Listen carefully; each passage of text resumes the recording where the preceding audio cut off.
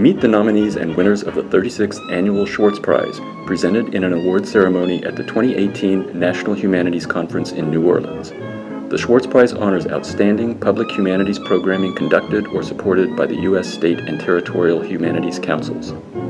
The prize was established in the early 1980s by former Federation Board member Martin Schwartz and his wife, Helen.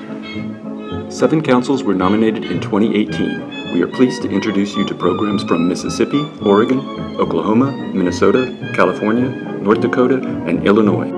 I'm Stuart Rock, I'm Executive Director of the Mississippi Humanities Council, and we nominated our Racial Equity Grant Program for the Schwartz Prize. My name is Adam Davis. I'm the Executive Director of Oregon Humanities. The program I want to talk about is This Land.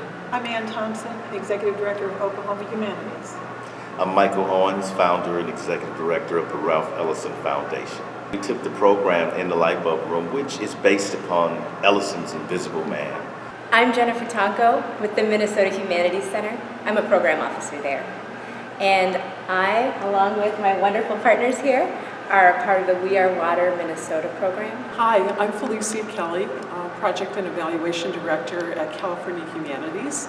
And I'm here today to talk to you about a wonderful project that we supported called Straight Out of Fresno. My name is Brenna Gerhart. I am the Executive Director of Humanities North Dakota, and our program is the Game Changer Ideas Festival. I'm Paul Derica, Director of Programs with Illinois Humanities, and I'm here to talk to you about Crowd Out. We funded 50 different programs across the state that explored in some sense the kind of racial history, racism, and racial divides in Mississippi. And what I'm sort of most proud of are the times that we were able to support local work that helped communities heal over some really kind of ugly history. This Land, which is basically just a digital canvas where we're telling stories. And when I say we, I mean artists of color in Oregon are telling stories about communities of color in Oregon, and especially how those communities have been affected by land policy.